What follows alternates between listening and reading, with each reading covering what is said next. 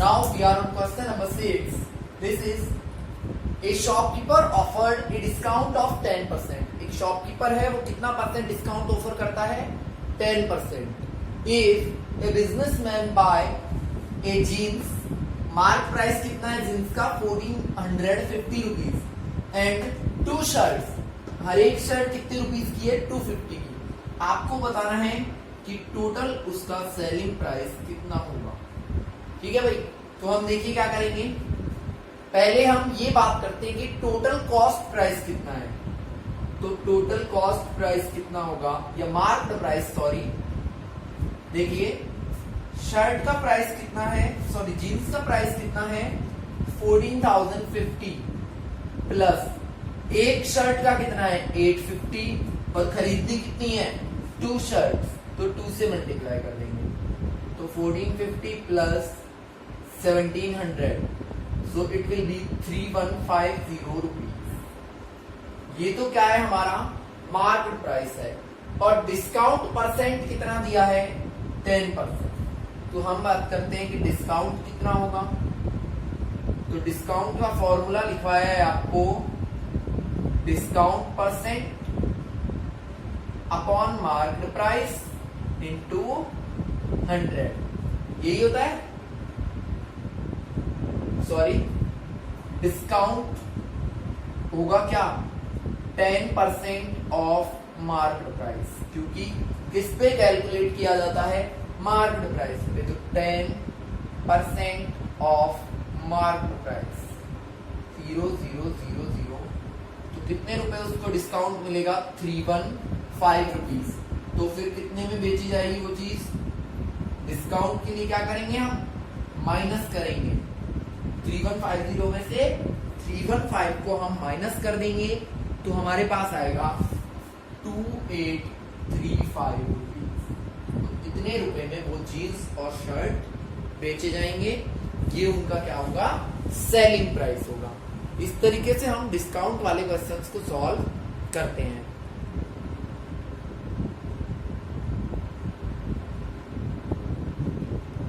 Next question is, 2 buffaloes are sold in 20,000 rupees each. 2 भैंसों को बेचा गया है कितने में? 20,000 रुपीज ईच में. ऑन फर्स्ट, पहली वाली पे 5% का प्रॉफिट होता है, दूसरी वाली पे 10% का लॉस होता है. तो हमें फाइंड करना है प्रॉफिट हुआ या लॉस हुआ पूरे ट्रांजैक्शन में. तो हम वही तरीका यूज करेंगे जो हमने टीवी और बीसीआर वाले क्वेश्चन में किया था. यहाँ पे हम बात करेंगे फर्स्ट बफेलो की, यहाँ सेकंड बफेलो की. देखिए वहां कॉस्ट प्राइस दिया हुआ था, लेकिन यहाँ क्या है? सेलिंग प्राइस है.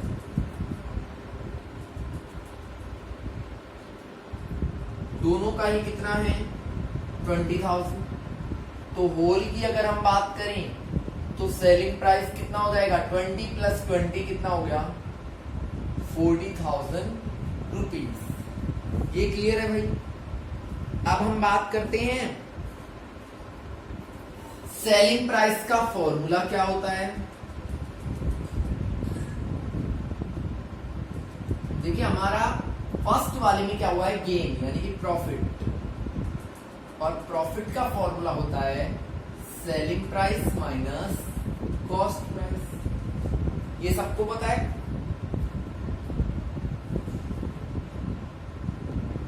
ये ध्यान से समझने का क्वेश्चन है, तो अच्छे से समझ लेना. प्रॉफिट का फॉर्मूला क्या होता है? SP minus CP. और प्रॉफिट परसेंटेज का क्या होता है भाई? Profit upon CP into 100. यही होता है. अब तक यही पढ़ा है. तो प्रॉफिट कितना है हमारा? प्रॉफिट परसेंटेज का फॉर्मूला है, सॉरी, प्रॉफिट परसेंट कितना है? 5. प्रॉफिट क्या है? एसपी माइनस सीपी हमें पता नहीं है, अपॉन सीपी इंटू 100. ठीक है भाई. अब हम इसको आगे सॉल्व करते हैं. तो देखिए क्या आएगा. ये 100 को तो अपन इधर ले आते हैं, तो ये हो जाएगा 5/100 is equals to 20,000 minus CP upon CP. सही है? यहां तक कोई प्रॉब्लम नहीं है. हमें पहली बात कॉस्ट प्राइस पता होना चाहिए, क्योंकि क्योंकि सेलिंग प्राइस तो है, कॉस्ट प्राइस और पता चल जाएगा तो हम निकाल लेंगे प्रॉफिट और लॉस। तो देखिए बात करते हैं आगे। ये सीपी जो है ये 20,000 के अपॉन में भी है और इस सीपी के अपॉन में भी है, तो हम इसको अलग अलग लिख देते हैं। 20,000 upon CP minus CP upon CP, और सीपी से सीपी घटेगा तो 1 आएगा। क्लियर है ये चीज? ठीक है भाई। अब हम इसको देखो 5 1 जा 5 और इधर आ जाएगा 20, तो कितना आया 1 upon 20 is equals to 20,000 upon, या फिर आप एक काम कीजिए, ये थोड़ा टफ पड़ेगा आपको। यहां क्या था 5 अपॉन सीपी, सॉरी 100, क्योंकि हम 100 को इधर ले आए थे। 5 1 जा 5, 5 से 20 टाइम्स कटेगा ये। अब कर दीजिए क्रॉस मल्टीप्लाई, तो देखिए सीपी 1 से मल्टीप्लाई होगा तो आएगा सीपी इज इक्वल्स 20 को इस पूरे से मल्टीप्लाई करना है, तो 20 को इससे करेंगे तो आएगा माइनस 20 को सीपी से करेंगे तो आएगा 20 सीपी। यहां तक किसको प्रॉब्लम है? देखिए प्रॉफिट हमारा हुआ SP minus CP. Profit percent क्या होता है? Profit upon CP minus into 100, उसमें हमने वैल्यू पुट कर दी तो ये सीपी आ गया। सीपी सीपी जहां जहां लिख रहा है उनको एक जगह ले आओ। अभी मैं इसको यहां कर रहा हूं, देखो इसको इरेज कर रहा हूं मैं सेकंड वाले पार्ट को और होल वाले पार्ट को। पहले फर्स्ट की बात कर रहे हैं। 20 सीपी को अगर मैं इधर ले आता हूं तो सीपी प्लस 20 सीपी, इधर आ जाएगा तो प्लस का इज इक्वल टू 40,000, नहीं 4 लाख है, सॉरी 20 सीपी तो ये और 1 सीपी ये, कितने हो गए 21 CP is equals to 4 lakh. तो सीपी की वैल्यू हो जाएगी 4 लाख अपॉन 21 को इधर ले आए ना, तो ये हमारा क्या आ गया? कॉस्ट प्राइस आ गया किसका? फर्स्ट बफेलो का। कौन सी बफेलो का? फर्स्ट बफेलो का। इसको हम आप नोट कर लीजिए, ठीक है। अब हम बात करेंगे सेम यही वाली किसके लिए? सेकंड बफेलो के लिए। तो मैं इसको इरेज कर रहा हूं क्योंकि जगह कम है मेरे पास। देखिए सेकंड बफेलो के लिए क्या होगा, वही एसपी कितना है 20,000, यहां पे हुआ है लॉस, और लॉस क्या होता है भाई? CP minus SP. Loss percent क्या होता है? Loss upon CP into 100।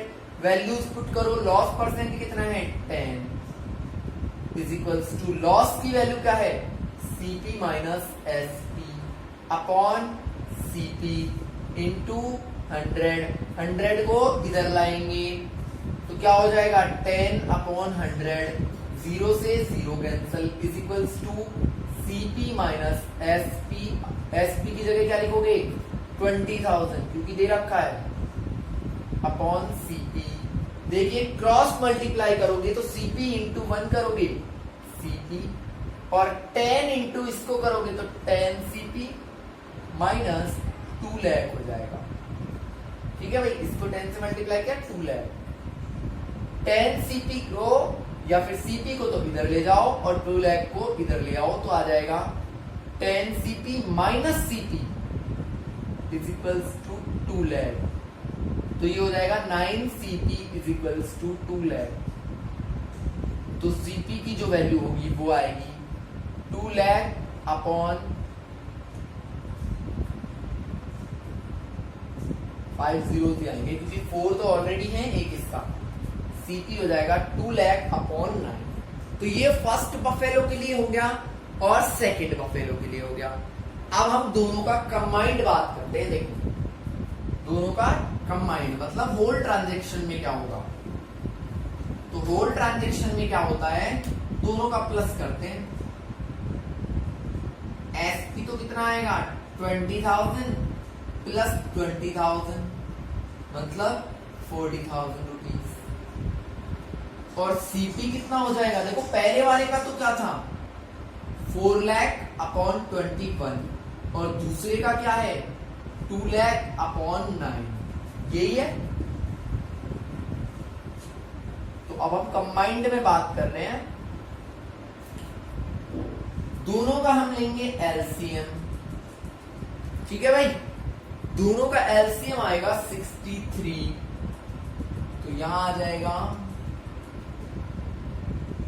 Plus 14 1 2 3 4 5, और हमारा जो कॉस्ट प्राइस है वो आएगा 26 1 2 3 4 5 अपॉन 63 रुपीज। अच्छा, ये तो आपका कॉस्ट प्राइस है और ये आपका क्या है, सेलिंग प्राइस है, ठीक है भाई। अब कौन सा ज्यादा है, ये वाला ज्यादा है, क्योंकि आप देखो 26 लाख के समथिंग बैठ रहा है। तो when cost price is greater than selling price, so there will be loss. क्या होगा यहाँ पे, लॉस होगा। और आपसे लॉस फाइंड करवाता है तो आप लॉस फाइंड कर सकते हो कॉस्ट प्राइस में से सेलिंग प्राइस को माइनस करके। इसमें से 40,000 को माइनस कर दो, आपका क्या आ जाएगा, लॉस आ जाएगा। तो देखिए ये होगा 63, और लॉस की जो वैल्यू आएगी वो हमारे पास आ जाएगी 1269.84 रुपीज। यही हमें फाइंड करना था। तो ये थोड़ा लेंथी क्वेश्चन है, बाकी है सेम टीवी और पीसीआर वाले जैसा। It was your question number 7। Now question number 8 is, yes 8, price of A TV is 13,000 rupees. एक टीवी का जो प्राइस है वो 13,000 है, और इस पे सेल टैक्स लगता है 12%। तो उसका सेलिंग प्राइस क्या होगा, तो देखिए किसी भी चीज का प्राइस प्लस जितना उस पे टैक्स लग रहा है, टैक्स कितना लग रहा है, 12% ऑफ 13,000, क्योंकि हमेशा टैक्स किसी अमाउंट पे ही लगेगा। तो टैक्स को इंक्लूड करके बेचेगा कोई भी, तो सेलिंग प्राइस क्या होगा, ओरिजिनल प्राइस प्लस टैक्स। तो 13,000 प्लस 12% ऑफ 13,000, देखिए ये कितना हो जाएगा, 13,000 प्लस 1560, और हमारा आंसर आएगा 14,560 रुपीज। इतने रुपए में वो टीवी बेचा जाएगा। नेक्स्ट है, सेलिंग प्राइस तो था 1600 और डिस्काउंट कितना दिया गया, 20%। आपको निकालना है मार्क प्राइस, तो लेट करेंगे हम कि मार्क प्राइस कितना है, x। डिस्काउंट ऑलवेज किस पे दिया जाता है, मार्क प्राइस पे। तो डिस्काउंट कितना होगा, 20% ऑफ x, मतलब 20/100 इंटू x, 0 से 0, 2 5 10। तो डिस्काउंट कितना हो गया, x/5। और सेलिंग प्राइस कैसे निकालते हैं भाई, जो प्राइस है उसमें से डिस्काउंट को माइनस कर दो। तो selling price is market price minus discount. LCM लेंगे तो 5 आएगा, 5x minus x is equals to 1600। Cross multiply करोगे, 16 5 देखिए मैं यहां कर रहा हूं, 16 5 इधर आ जाएगा 8,000 इज इक्वल्स टू 5x में से x को माइनस करोगे तो 4x। x की वैल्यू हमें फाइंड करनी है, तो 8,000/4 ये आ जाएगा 2,000 रुपीज। कितना होगा उसका मार्केट प्राइस, 2,000 रुपीज। ये आपके 8th और 9th question. Last 2 questions are also remaining there. So question number 10 is, 10th और 11th जो है वो सेम टाइप के क्वेश्चन है। आई परचेज्ड ए ड्रायर, मैंने एक ड्रायर परचेज किया इन रुपीज 5400, 5400 रुपीज में, इंक्लूडिंग 8% वैट। वैट क्या होता है, एक टाइप का टैक्स होता है। तो इसी प्राइस में क्या इंक्लूड है, 8% टैक्स इंक्लूड है। Find the price before VAT. तो वैट को हटा के कितना प्राइस था वो बताना है। तो इस प्राइस में से वैट को माइनस करना है, मेन बात ये है। तो देखिए हम लेट करते हैं कि प्राइस बिफोर वैट, कि वैट लगाने से पहले जो प्राइस था वो था x। जब उस प्राइस में वैट को जोड़ा गया तभी हमें वो चीज कितने में मिली, 5400 में। उस प्राइस में वैट को प्लस किया गया तभी तो 5400 में मिली। तो x plus 8/100 into x is equals to 5400। यहां पे हम करेंगे, देखिए ये हो जाएगा, एलसीएम लोगे आप 100 आएगा, 100x plus 8x is equals to 5400। तो ये आ जाएगा 108x upon 100 is equals to, आप यहीं पे क्रॉस मल्टीप्लाई कर दीजिए, 100x और 8x तो हो गए 108x, और ये इधर जाएगा तो 54 के आगे 2 जीरो और एक्स्ट्रा लग जाएंगे। हमें चाहिए x की वैल्यू, तो 540000 अपॉन 108, और जो वैल्यू होगी वो आ जाएगी आपकी 5000 रुपीज। तो कितने रुपए का था वो ड्रायर? 5000 का। उसमें जब 8% टैक्स ऐड किया गया तो वो कितने का हो गया? 5400 का। ऐसे ही सेम ये है कि एक कोई ऑब्जेक्ट है, उसको 12,039 रुपीज में खरीदा गया, 1239 में, जिसमें 18% जीएसटी है, तो हम उसको ऐड कर लेते हैं x, उसमें 18% जीएसटी मिलाई, तब जाके प्राइस आया 1239 रुपीज।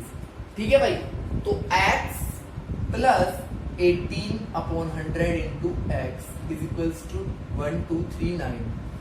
यहाँ एलसीएम लोगे 100 आएगा, 100x plus 18x is equals to 1239। Cross multiply कर दो, इधर तो हो जाएगा 118x, इधर ये आ जाएगा, तो 123900 अपॉन 118, और x की वैल्यू आ जाएगी 1050 rupees. It was our question number 11, and now exercise 8.2 has completed. In our next video, we will discuss about compound interest, that is exercise 8.3. Totally depends on the formula of compound interest. That's the last exercise of this chapter. So we will discuss it about in our next video. So please watch the videos regularly and give your test regularly. Thanks and have a nice day.